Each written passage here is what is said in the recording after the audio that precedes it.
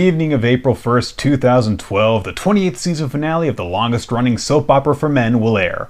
At long last, viewers will be given the answers to such burning questions as: will AJ realize that Daniel Bryan is just using her? Will Chris Jericho really drive CM Punk to drink? And just how big does Dwayne Johnson want people to think his penis is?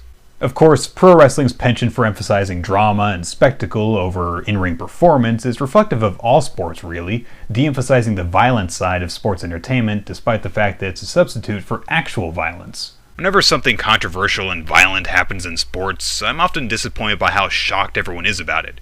Not surprised, mind you, because I've grown used to people's stupidity concerning this subject over the past decade, but disappointed. Sports have been used as an outlet for people's pent-up violent urges for centuries, going back to the days of gladiatorial combat and chariot races, and probably even before that too. Humans naturally have violent urges. We get angry, we want to hit something.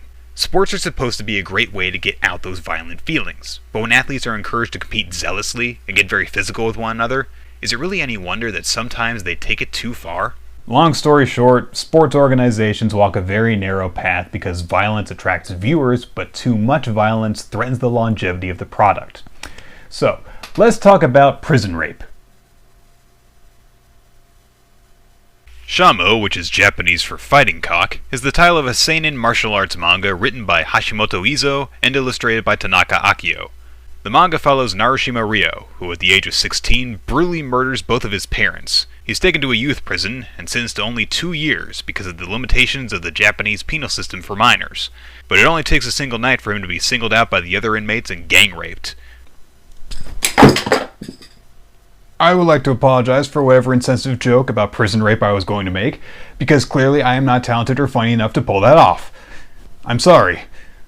The warden won't listen to his calls for help, and the guards take pleasure in joining in the physical abuse. When Ryo tries to fight back, the inmates just step up the attacks, and it seems like Ryo will kill himself before he's released. Salvation comes in the form of a stubby old karate master named Kurokawa Kenji, who is regularly brought to the prison to instruct the inmates. Yeah, I know, just go with it. He takes an interest in Narashima, saying that his fist is inhabited by either a god or a demon, and pays him special attention during training. Narashima takes all of his teachings to heart and exercises tirelessly, and after a full year of training, he's able to not only defeat his former tormentors in one-on-one combat, but even fight off a group of them, all armed with makeshift weapons. By the time he's released, Ryo has nothing to fear from the other inmates, or hell, from the whole world for that matter, but he tells himself that he must continue growing stronger, or else he'll be killed.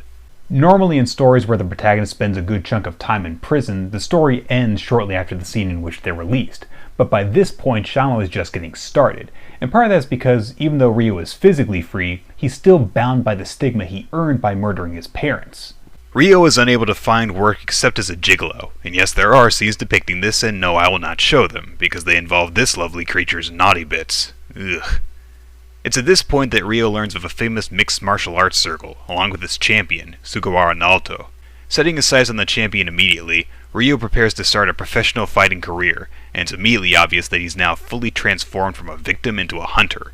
He picks fights in the streets to hone his abilities, and even abducts and rapes women when he starts lusting after Sugawara's girlfriend. And at this point I would say that it's getting difficult to justify why Narashima is the hero of the story, but I'm just going to take the easy way out and not attempt to do that, because he's clearly not.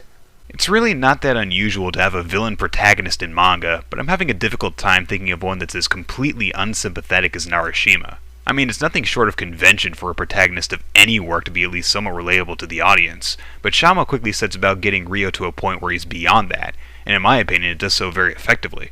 The manga seems to imply both that Ryo is a product of society and that he was just born with the potential to become a monster.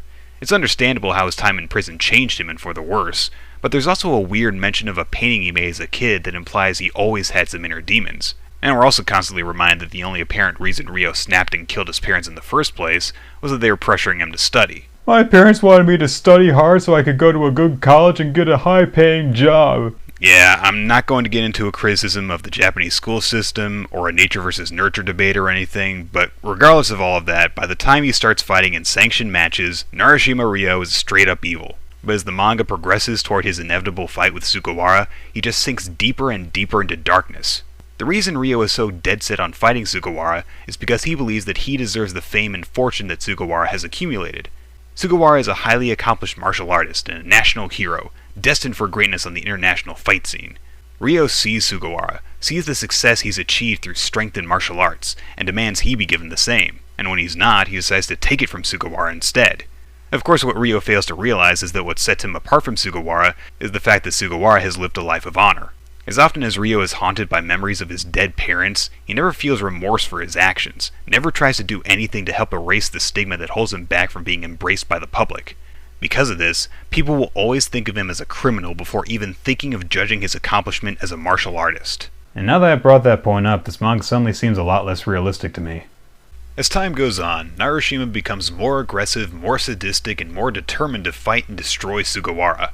Anyone who stands in his way is broken. Fighters' lives are ruined as Ryo's promoters find blackmail material to use against them, while Ryo himself uses brutal and illegal fighting techniques, even blinding a Thai kickboxer using his toe.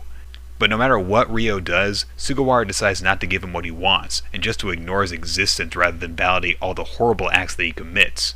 But finally, Ryo takes it to the next level by calling Sugawara on the phone while raping his girlfriend. The match is made, and of course the crowd couldn't be more one-sided, and the fight promoters cast Sugawara as Narishima's executioner. This manga is so dark. It's the best manga ever. It's so dark. Actually, Shamo is a very dark manga, but I think that it's pulled off very well, and I think the reason for its success is very simple. Ryo isn't a one-liner spewing invincible badass anti-hero. He's a sadistic, relentless monster of a human being, and the manga never tries to force you to feel sympathy for him or root for him in any way. But he's also very human, vulnerable, and things very rarely work out in his favor. As ambitious as Ryo is, and as ruthless as he is, he never really gets what he wants. He'll defeat his enemies, sure, but in the end, all he's doing is surviving. Karate allowed Ryo to survive prison, and it allows him to survive in the outside world as well. But his mistake is in thinking that he can use it for purposes other than just surviving. Hashimoto touches on this constantly when discussing the tournaments that Ryo competes in. Martial arts like karate were developed by people who had to survive in a barbaric world, and would often use dirty techniques such as targeting the eyes and groin because their enemies wouldn't hesitate to kill them. In today's society, that kill or be killed style is taboo. It doesn't have a place in the world, and so karate has basically been castrated and then dressed up for the purpose of entertainment. And so Ryo, who constantly fights with that kill or be killed mentality, is seen as a violent thug with no sense of self-restraint, to the point he's called a threat to the sport. Oh my god, it's like my opening monologue had a point to it. In a way, Narashima Ryo is a great villain. He may not be likable like a lot of famous manga villains are, but he's tenacious and he keeps on coming back to cause more trouble. He never really succeeds at getting what he wants, and that feels right, but he never gives up on what he wants, and he never stops being a threat. I've long held the belief that one of the best types of villains is the kind that you can understand but never forgive, and Ryo falls into that category perfectly. He's often warned that the path he's chosen to walk will not end happily for him. He has opportunities to change his ways, but he doesn't. Instead, he sacrifices everything for the sake of becoming stronger, to the point he even takes a special type of steroid in preparation for his fight with Sugawara. As a side effect of taking the drug, the capillaries in his left eye burst, turning it blood red during the fight, and signaling that his transformation into a demon is complete. So, final verdict. Shamo is not a manga for everyone. There's a lot of dark themes and disturbing themes, sexually explicit content, violence. You might find it to be unpalatable. Beyond that, it's not a very fun manga to read either. On the other hand, I found it to be well written, well drawn, interesting, and in fact, difficult to stop reading. So I would say if you can tolerate the content, give it a try. However, I will offer you the same warning that I received before I started reading Shamo. The manga seriously jumps the shark after Sugawara and Narishima's fight is over. For whatever reason, the creators decide that the following arc should be all about Ryo mastering his ki, completely going against the more realistic style that the manga had spent 2.5 years establishing. And then the subject of ki is never brought up again. To give you an idea of how weird that arc is, the main antagonist calls himself Black Monkey, and he's barely more than a corpse kept alive by the power of his kung fu. Yeah. Undead Kung Fu Monkey! Shamo went on hiatus in 2007 because of a legal dispute between the author and artist over which of them should be credited as the original creator of the series. I don't know how the dispute was resolved, but last year Shamo began running again, and can now be read in Kodansha's evening magazine. In 2008, a Hong Kong film adaptation of the manga was released, starring Sean Yue of Infernal Affairs fame as Narashima Ryo, and I'm betting that this was one of the reasons for the legal dispute. Anyway, that's going to do it for now. I'm Y Ruler of Time, so until next time, forget what they taught you in school, always read right to left, and don't get yourself thrown in prison.